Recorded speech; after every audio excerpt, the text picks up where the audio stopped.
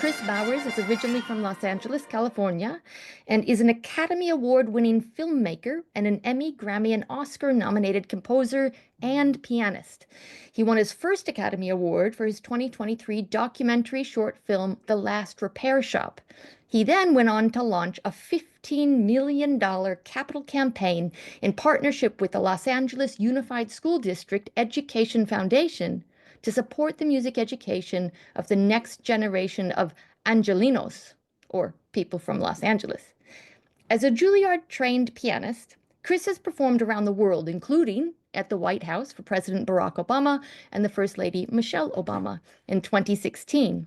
His diverse career as performer, composer, and filmmaker informs his holistic approach to music, where he blends his classical and jazz roots to discover new frontiers in music and film. So welcome, Kris. It's a huge pleasure to have you with us today. Yeah, thanks so much for having me. Hey, everybody. Good to see you all. Thank you. So my pleasure to introduce our second guest, Charles Yang. Charles is a Grammy Award-winning artist and recipient of the 2018 Leonard Bernstein Award.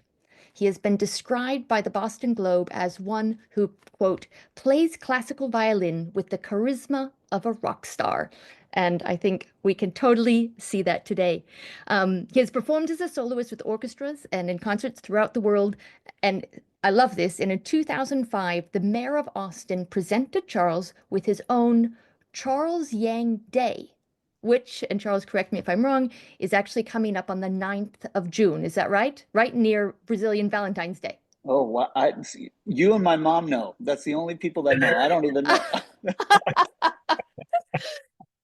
So Charles is not only confined to classical styles, he has an improvisational crossover abilities as a violinist, electric violinist, and a vocalist, so very multi-talented.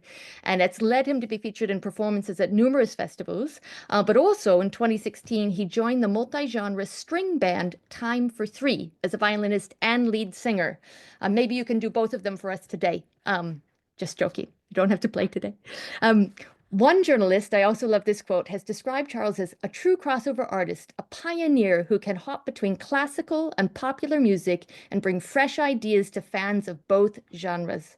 Rather than maintaining an insular focus and simply assuming that an audience for classical music will always exist, he wants to actively create that audience, to persuade and seduce others into enjoying a type of music as passionately as he does.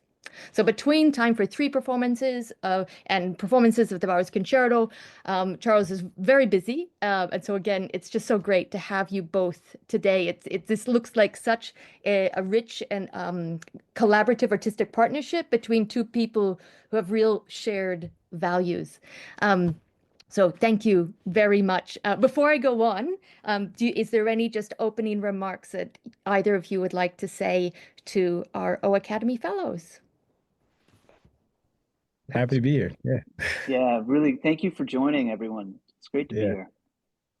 Thank you. Well, so I think what's really great, I'd love to get into the story of how this commission came about, right? Because really what we have, the piece itself is a story. And Kris, you talk a little bit about storytelling and how important that is to you and how important it is in this piece. But if we sort of step back and look at the meta story of the compositional process, could you tell us, maybe you could start by telling us how you got the call for this commission? When did that start and how did it make you feel? Yeah, I mean, it made me feel really excited, really honored and flattered. I got the call, I guess, in 2019. It may have even been a little earlier. I can't remember if you knew Charles, but and I am blanking on who I first heard it from. But when I got the call from the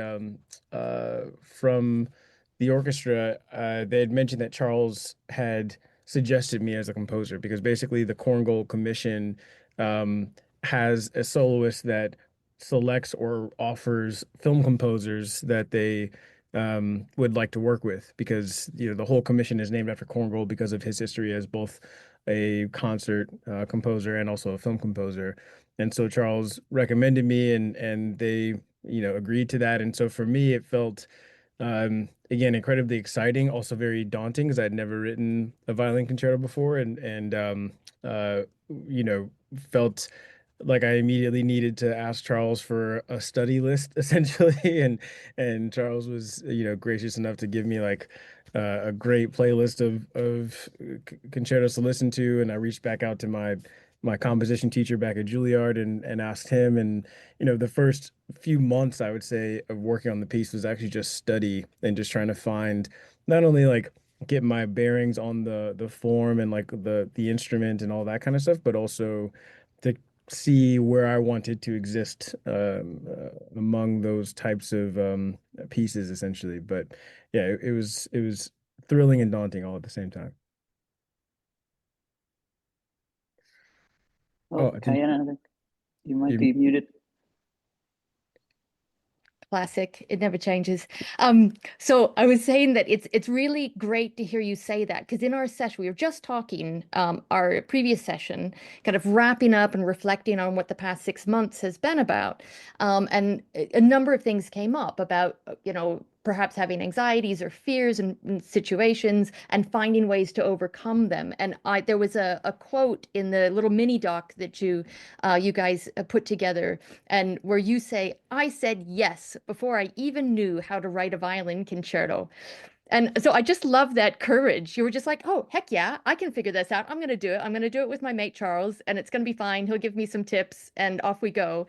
And I think it's that sort of spirit of curiosity and exploration. And willingness to really dive in that we really hope to communicate, certainly to the fellows here. And I think this is such a great example of that. So yeah, so I love your solution. You're like, okay, I don't know, but please send me my homework and let me sort of get into this. So I'm going to turn this back to Charles. So at the beginning of this, tell me, why Kris? If it was your choice, if you got to say, this is the person I want to collaborate with, why did you choose Kris? Oh, well, there's only one because he's Kris Bowers, you know. That's no, Kris. I mean, that is true. But Kris and I went to the Juilliard School together, and we actually met just kind of as friends, but also as mutual, adoration of each other's music making. I would see Kris, and we stayed in the dorms, at least in my first year, and I always see Kris in a practice room. Kris was in the jazz department as a jazz pianist, and I would always catch him playing Mozart or Beethoven, and I was like, wow, you're private. And Kris would just say, yeah, I'm just trying to get my chops up on this side, while going to school for jazz. And of course, he was the star. He had won Thelonious Monk, and was just someone that I really looked up to. And then, of course, after school, Kris went in a direction that was a fully, not a full departure, but a completely different from what he went to school for, and made a huge career out of that. But his musical soul was still there. Anything I heard of Kris, any of the shows or movies, it was very much his voice, very much that kind of explorative. The tonal palette was just unbelievable. So when AYS, American Youth Symphony, which is now unfortunately defunct because of COVID and funding and all of that stuff, which is very similar to that orchestra was very similar to OAcademy, where it was almost a training orchestra before you go to a professional symphony. It was mostly college kids, and it's like a new world kind of environment. They had this project, and they said, "Who do you want to work with?" And I said, "Kris Bowers." Immediately, it was Kris Bowers. And David Newman was the one that had asked. He's also the Newman family, very big in the film scoring world. Um, they immediately said, "Oh my God, we were hoping he'd say Kris Bowers," So it was just kind of a match made in heaven. Um, and of course, knowing Kris, I just had a lot of trust. I had a lot of trust, and we used to play together at school. We played in this YouTube group together, and also played in clubs, in New York together. And I just had so much trust in his music making, so much so that even in the concerto now, there's some really hard passages that I think my ego got in the way when Kris would say, "Is this possible?" And I of course would be like, "Yeah, I could do this." But now it's something I got to practice. But I'm just so lucky to have been able to kind of to champion this piece. I really am. So Well, thank you. I was also thinking about that the mini doc that I was referred to earlier with Kris's comment. There was something that you said there that I thought was really actually quite important, and I don't know if you'll recognize this, but you said you wanted to document what the sound is at this time, like the sound of today, and that was an important part of actually the commissioning project, and perhaps in selecting Kris with his unique voice, being sort of a voice of society that's really relevant for us to capture. And I know that was part of the recording process. When you're talking about documenting, you're talking about documenting this, but is that, could you expand on that a little bit? Talk about what you mean about the sound of today. did I say this? Yeah, sorry, you did. And I don't remember the doc, but yes. But I do think, as someone with my band as well, we commission a lot of concertos a lot of composers to write for my band Time for Three. And it's documenting what the sound of, whatever it was, 2019 for us, Kris, Mm, or what is that sound that people are hearing now? Of course, we as classical musicians, we're so used to, as a violinist, I'm so used to the Mendelssohn concerto, Brahms or Beethoven, and that's a study. And I wasn't there during that time. And I think about mm, Brahms and Joachim and how they mm, wrote that concerto together, essentially. mm, And it was very much Brahms's, Joachim's DNA within Brahms at that moment. And I find that mm. fascinating, So in 200 years from now or whatever, if someone wants to play for a younger self, of course we have recordings now, but they can tap into what that time sounded like, what those two Mm. artists sound like. And I really find that fascinating. I think it'll also be interesting. Maybe, I hope that you and I get to have this concert conversation 20 years from now. And I say, so that younger self that really encouraged Kris to write these passages, how are you feeling about that now? You know, you know, Older fingers, yeah, older all the fingers. fingers. But so no, let's dive into that a little bit, actually, that process, because I was thinking of the collaboration on the Brahms concerto, and thinking about how a composer and an instrumentalist navigate these different artistic ideas, navigate technique, push each other, and at the same time respect each other's boundaries. And so maybe you could walk us through some of the interesting parts of that journey, maybe some joyful parts, maybe some parts that were, sticky. Yeah, I say it was all joyful. I feel like the beginning of the process for me, um, I always have to write with some sort of emotional intention, and that's like with or without film and media. Like even as a jazz pianist, it always felt odd for me to start improvising unless I knew what I felt or what I was trying to convey feeling wise. And it just helps me have some sort of like orientation towards something. And also I felt like with this piece, it would help me give it a structure that I understood a bit more on a holistic level. Like obviously I knew the structures of each of the forms of the movements, but for the entire piece, I wanted to have this kind of arc to it. And the only way I knew how to do that was to create some sort of story.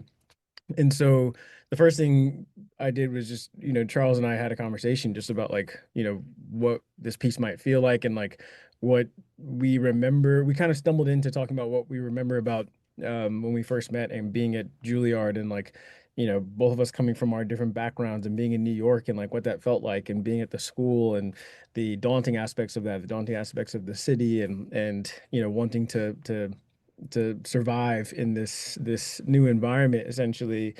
And so that's kind of where the title even came from, was this idea of revisiting our younger selves and what that feeling was of like beginning in a place that felt a little bit unfamiliar, a little bit like maybe some aspect of homesickness or just trying to get our footing essentially. And then over time, finding a sense of comfort. And then in the end, some sense of, mastery of that environment. And that became the scaffolding for the story in my mind. And then I always kind of break it down into like a Jungian or Joseph Campbellian like hero's journey essentially. And so I kind of plotted out I get very mathematical, probably unnecessarily, but like I looked at my favorite violin concertos and then also like some film structures and like created a a time of like how long I wanted this piece to last and like where the shifts need to happen based on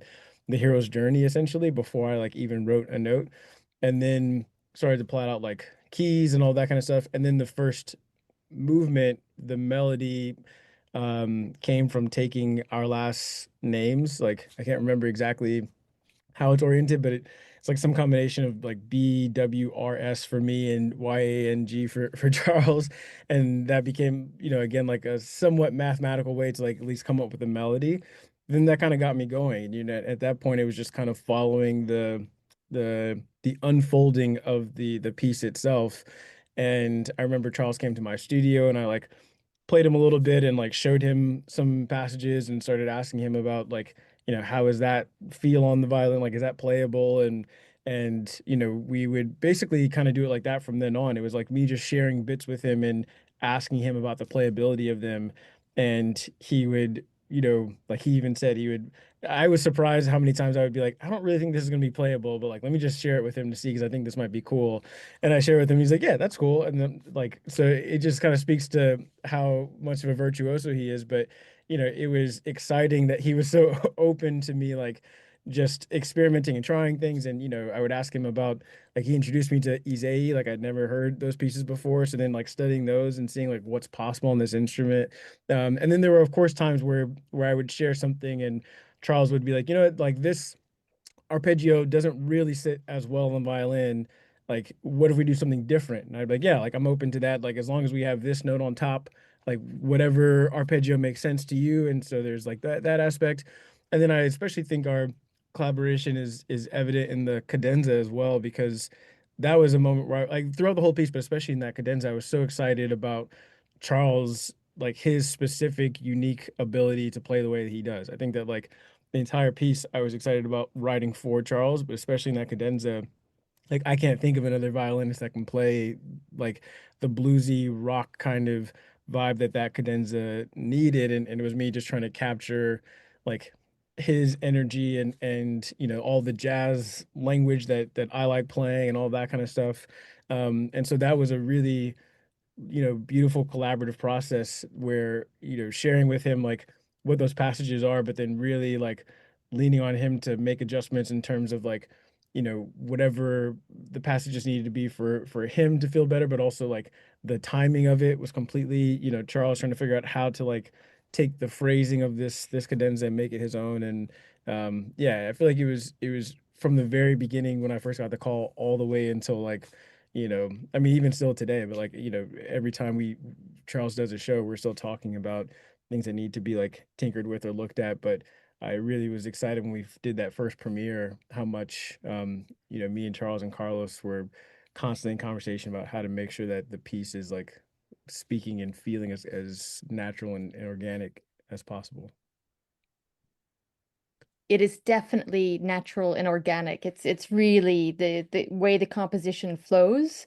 It's so compelling that at no time do you feel like there's sort of, I mean, other than the intentional sort of ruptures or disruptions that are written in, but even those feel like that they are inevitable. Like it really is, hats off to you for this composition. It's very incredible.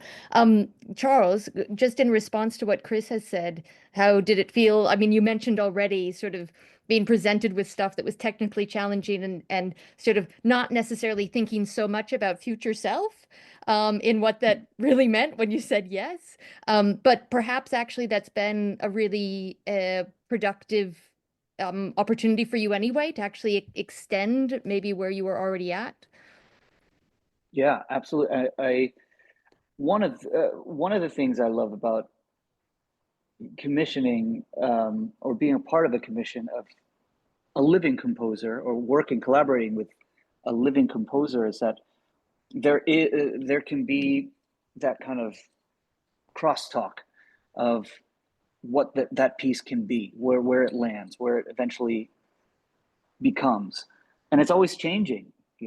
I've played Kris's piece quite a bit now. With my band, we have a concerto with Kevin Putz. We played it over 100 something times now for a new piece. It's pretty amazing, and it changes every time. It's never the same, and that's what's beautiful about a living piece. All the concertos that we all know, or all the symphonies that we all know, to take on a life of its own, every performance, and I think that's why they've stood the test of time. So for me, with Kris's language, and his color palette, I was just really excited to jump into his language, and it really pushes me as a violin player and challenges me. Some of these harmonic passages, some of these scales that I might not know, I've never played, but I could now get into, understand them. So as a violinist, as a classical violinist, I found it really fascinating to kind of just be part of Kris's tonality for a second, for 25 minutes or whatever it is. And so I'm always just looking for things that challenge me. And it still challenges me, this concerto, and I love that. So, yeah. The cadenza I wanted to ask you about, because you mentioned it, Kris, and there are a couple of things about it. One, Kris, you were talking about having mapped out the entire thing, with your maths brain, like this. The cadenza comes like bang in the middle of the composition. It's like literally halfway through. And oddly, right, it's in the second movement, right? And so maybe to start with, Kris, because then I have a question about the kind of performance practice of this. But Kris, what were you thinking? Why is the cadenza in the middle? Yeah, it's really inspired by Joseph Campbell, just because the middle of any story, the midpoint is when the hero tends to be more proactive in the journey. Like up until that point, typically they are a bit passive in terms of like things are happening to them. And then at the midpoint is when something happens or something shifts where they decide to be more proactive in trying to go after whatever their goal is. And then also, for me, it felt like that's why it also occurs in the middle of the slower movement, is because it's kind of in this more reflective place that we decided to kind of come out of that passive place and decide to take a bit more charge. And so yeah, that's where the structure came from. That's really interesting. I didn't know that about films or about stories, that actually it's the middle part where or it's like halfway through the film where actually there is a transition for the main character. Yeah. Okay, so I'll watch out for that now. But Charles, in the recording that you did with the American Youth Symphony, I'm going to put it this way, but I know it's not really this way. You take some liberties, we'll say, with the text, right? Yeah. And so if one is following the score, you go, wait, where am I? Where am I in this? And then you do some of the most incredible double stops at the end that is just absolutely beautiful. So I guess this is thinking about, future performances of this, and Kris, how you feel about notation, how you feel about what the performer's responsibility to your work as a composer, maybe between the two of you, Charles, maybe you want to respond to how you took it, and then Kris, what you want for the future. Sure. I just love that Kris gave me that freedom there, and like Kris was saying before, he with the intention of writing this concerto of a hero's journey, the first movement being more passive, more timid, second movement, taking more charge, and by the third movement, that hero has kind of found that confidence I remember Kris kind of mapping that out, explaining that to me, and I was like, wow, it's very visualizing. And when you hear it too, you know, the third movement being such a virtuosic and frankly very scary movement, where but confident. It's the you know, the hero has found himself. So in that second movement, you know, being free a cadenza, you know, now with a lot of concerti, you have a cadenza that is more standard, that people actually learn. It's more scholastic. You know, if it's a Chrysler cadenza, or even some of that wrote for a Mozart cadenza, there are standard cadenzas now that people learn. Here's a cadenza that Kris wrote, but gave that freedom of what a cadenza used to be, which was a moment to show off, a moment to improvise, and a moment to just kind of, for the player to kind of add their version of it. So I think he always had that in my. I'm speaking like you're not here, Kris, but I felt it from the beginning, that these moments where I can be bluesy, he gets it. I mean, they're written out in a certain way that for me to go off, you know. And every concert is different in that section, because he allowed me to be. And I just looked at myself and I realized I'm wearing a hot cross buns shirt. I'm so sorry, everybody. This is I love this shirt, but yeah. Yeah, I mean, I totally agree. I think that for me, that was such an eye-opening moment in my studies, learning that the cadenzas used to be improvised and that there used to be so much more. Like growing up, it always felt like there was this clear, like, isolation, or like these silos between jazz and classical. Like I took both jazz and classical lessons when I was a kid, and you know, the teachers never really wanted to interact. And like even at Juilliard, the jazz department was like annoyed with how much we wanted to take classical lessons and classical composition lessons and things like that. And I feel like all of us students, like that's why Charles and I got along, because we were like, it's all music, like it's all informing, you know, each thing's informing the other. But for me, that realization that there used to be even more of this connection between, you know, classical composers and improvisatory musicians, and that they were improvisatory musicians, I think made me feel like I could see myself in Bach a bit differently, or I could see myself in these classical compositions a bit differently. And so I was excited by that aspect of writing, like Charles said, a cadenza where it's more of a suggested framework, and it's like, you know, you kind of do whatever you will with this. Like one of my favorite Thelonious Monk quotes or moments. There's a documentary where he's rehearsing with his band, and I'm paraphrasing, but like one of the band members is like, "Is that a D flat or an E flat?" And he's like, "Yep." And like, and like I think that like that's kind of my energy sometimes. I'm like, Yeah. you know, it was a D flat, but if you want to play E flat, like go for it. Like I think that, you know, it's really just about the spirit. I think as long as the spirit and the intention is there, like that's what I care mostly about. That's like why so much time was spent with Charles and I talking about like the story and the structure and like what's happening and the emotion, because like for me, especially as a jazz musician, like the emotion is what matters the most, and the notes are secondary to that. And like if the emotion is still captured with different notes, then like that's great, you know. And so there are certain things that, you know, you kind of have to play the same way throughout the piece. But I'd say like throughout a lot of the piece, but especially in the cadenza, I would hope that like if this piece is still played, you know, years from now by other musicians, I'd be thrilled if like they did a completely new cadenza and like throughout what we did, you know. And I think for me, that's about the evolution of music, or people like taking things and making it their own and continuing that uh trajectory. Yeah.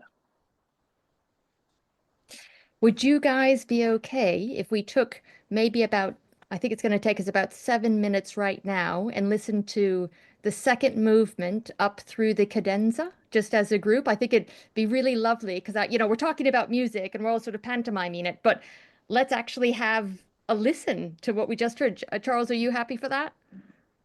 Yeah. I hate You listening to probably don't myself. listen to the recording very much because you play it now. Maybe I So should. Maybe I should. Yeah. well, it will be fun. That's awesome. Just Flippin' awesome. Thank you for letting us play that, Kris and Charles, and really an applause. I know that was a recording made a few years ago now, so I imagine this cadenza will be quite a bit different when we hear it later on in this month. So I can't wait to hear what you do with it when it's sort of fresh. But so, OAcademy Fellows, we have some time now for people to ask questions. I didn't prepare you in advance, but I'm not too worried. You guys are pretty good about coming up with good questions. So, please put your hand up or put something in the chat, and we'll get your questions coming through. If I don't have anything immediately, the first thing I'm going to ask is about this relationship between the soloist and the orchestra, because this is actually a thing in this. Like there's a story behind this, isn't there, Kris? Like in terms of the way in which the orchestra interacts with the soloist. So if you're a musician playing in this, it's kind of helpful to know what that role is. Yeah, definitely. I think that it's kind of what Charles had mentioned earlier. You know, in the beginning, there's a bit more of this kind of confrontation or conflict. Like there's a bit more. I feel like the orchestra is kind of pushing the soloist around a little bit in a lot of ways. Even though obviously it's written in a way where the soloist is featured, I do think that the relationship is a bit more. There's a presence there, and then there's a finding of some sort of symbiotic or connected relationship in the second movement, and I think that really is like especially felt in that return from the cadenza and like that key change when they all come back in. And in the end, I think it's really just trying to keep up with Charles in a lot of ways. Like I think it's like, you know, I think the fun thing about that movement is that you know, Charles and I would often talk about wanting it to have this kind of pace to it. And you know, in a lot of the rehearsals, trying to see like how much we could push it. And it was really fun with the AOIS to like, you know, for us to set the tempo and set where it was going to be. And then there's that moment where like they pretty much have that same passage in tutti, and to have them all like kind of keep up with how Charles was playing it, you know. But I think it's, you know, that hero's journey of the individual going from this kind of small entity being acted upon to, you know, the thing kind of leading the charge, and the orchestra just trying to match that same shape. So, I mean, there are some really intricate relationships, especially, I mean, in what we just heard, the way in which the orchestra, as you say, needs to match right with what Charles is doing, the solo line, and in these 3/8 bits, the little bits coming in and out. Quite some technical challenges. Charles, maybe just some insights into how, you know, in terms of the rehearsal process, what have been the strategies that orchestra musicians have used to really navigate some of that. Well, this piece, I think, a lot of this piece has, you know, a lot of these passages. Yeah, a lot of this piece. What I love is that I can navigate within the orchestra. There is a lot of freedom in a lot of these passages where the orchestra takes the melody, and I'm just kind of almost like I can imagine Kris at a piano, just like improvising these lines, and I can just kind of flow in between that. So there is a lot of freedom with that. I know there have been balances, things in the, you know, with orchestras in the past, especially with conductors that don't really know the piece yet, or feel like the soloist should be always the loudest. I sometimes have to just be like, no, this melody is actually not mine. You know, I can play it, even if I'm not heard in some certain passages. That gives it kind of some real clarity of where the melody is. So I think that freedom is an important thing. Of course, this section that you're talking about, that to feel groove, you know, and it's a real hard thing sometimes when you have, you know, a 70-piece orchestra or whatever, with to find that groove. But once that's locked in, it all kind of falls, you know, it comes together. And the third movement is all just that, you know. In the third movement, it's virtual, it's just kind of perpetual motion. And then at Yeah. one point, the orchestra takes over that virtuosic line, Hmm. and it's passed around between the strings, that line. But sometimes passing from the first violence to the second violence can get a little tricky. But once you understand the groove of where it's going, then you catch it and it's right there. So Mm. yeah, those have it's always been fun to watch during rehearsals of like, oh, they just got it, they just felt that it clicked. So yeah. Yeah, I would also, I mean, I haven't been a part of a lot of the rehearsals lately, but something that Charles said that I think is worth underlining is just, especially with my background as a film composer, I'm a pretty tonal composer and a very like melody driven composer. And so, Hmm.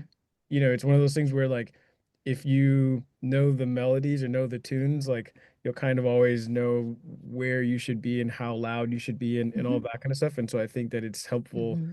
that like the tune is kind of always there, even if it's like a little bit varied or it's a little bit masked. The chord progressions may be a bit similar. Something's always kind of giving you an idea of where you're at in the piece in a way where um, listening for that, I think, can help understand how things should be balanced or where energy should be placed. But that's all very good advice, which is listen to this fantastic recording a number of times so you know how it goes before you get there, which will help a lot. Do we have any questions, fellows? As we've been talking, has anything come up? It can be anything. It could be about the piece or it could just be about collaboration. Yeah, Kara, I please. It's been great hearing both of you speak. And you kind of just answered my question a little bit.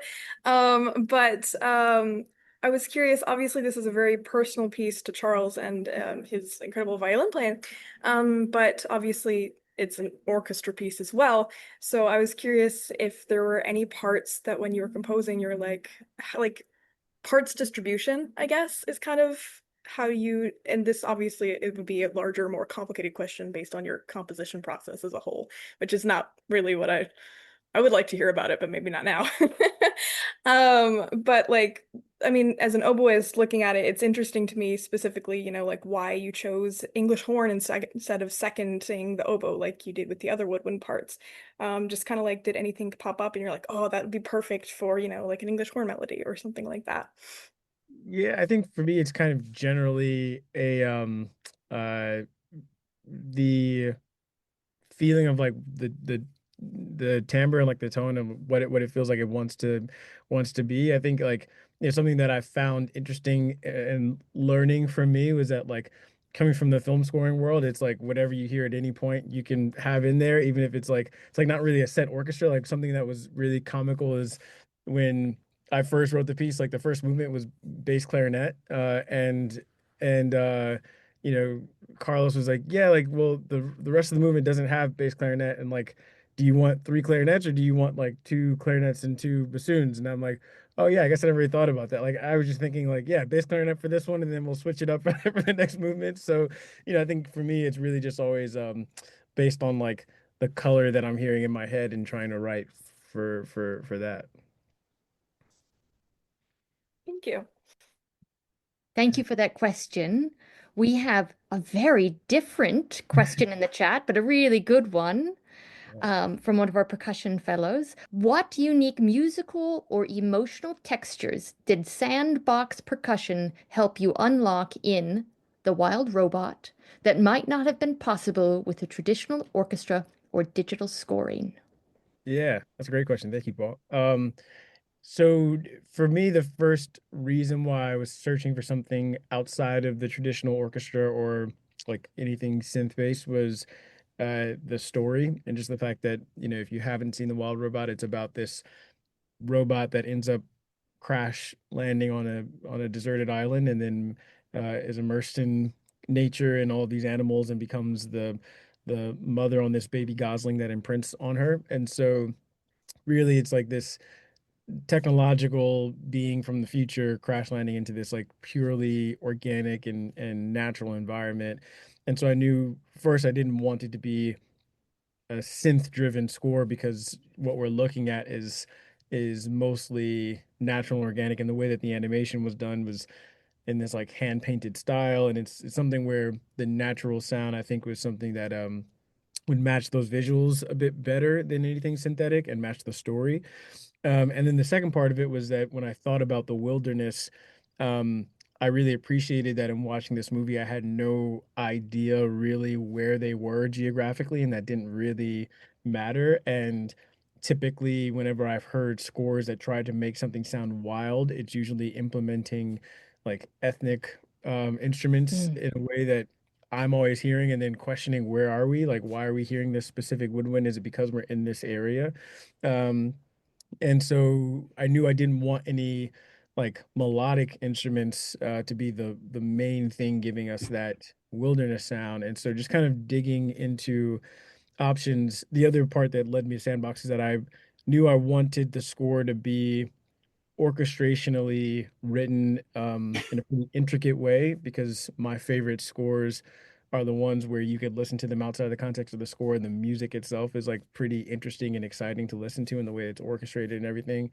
And so I knew that the other elements I wanted to have the same type of like elevated musicianship. And so that led me to just looking into modern classical ensembles, and eventually someone introduced me to Sandbox. And I love Sandbox percussion because they reminded me of the old relationship with music and animation, where music was kind of doing a lot of the sound design, especially in a movie like The Wild Robot, where there isn't much dialogue.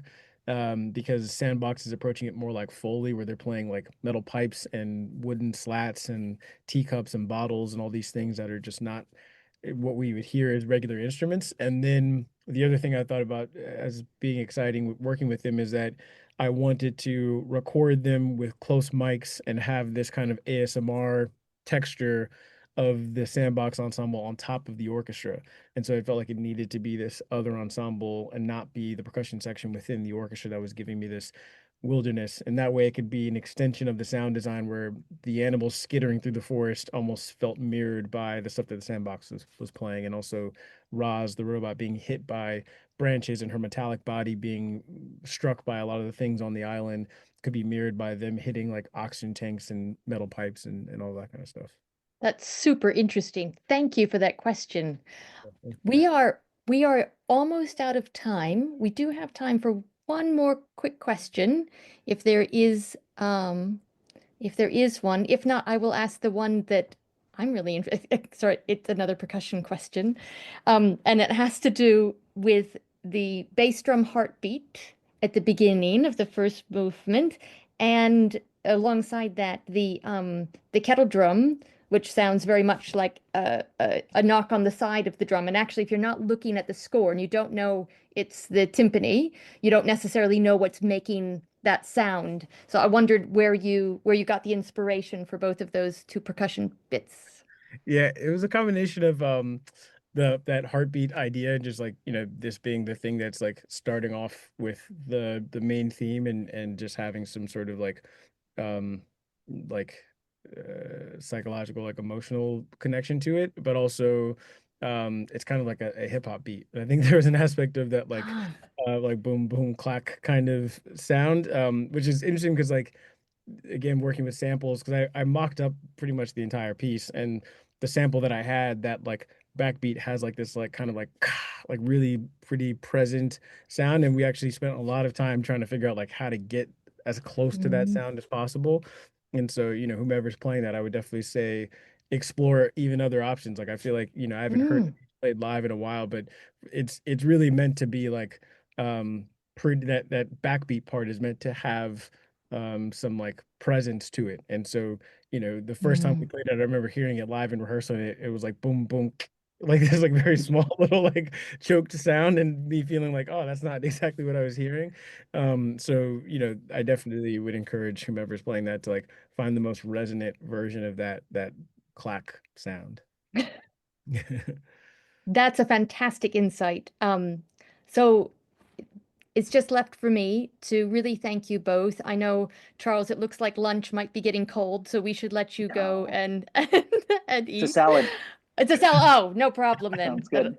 But no, really grateful for both of you for finding this time in your busy schedules. Kris, what a delight to meet you. I'm heartbroken you're not in Monterey, but another day. Yeah, definitely. Thank you so much. And Charles, it'll be great to meet you in person and to Yeah, work on can't this wait. piece. Can't So wait, everyone. thank you very much, everyone. And I will see you tomorrow for our coffee session. Thanks, you Thank you, guys. everyone. Cheers. Thank you Kris, all. love you, baby. Love you, man. Later. Stay Okay. Charles.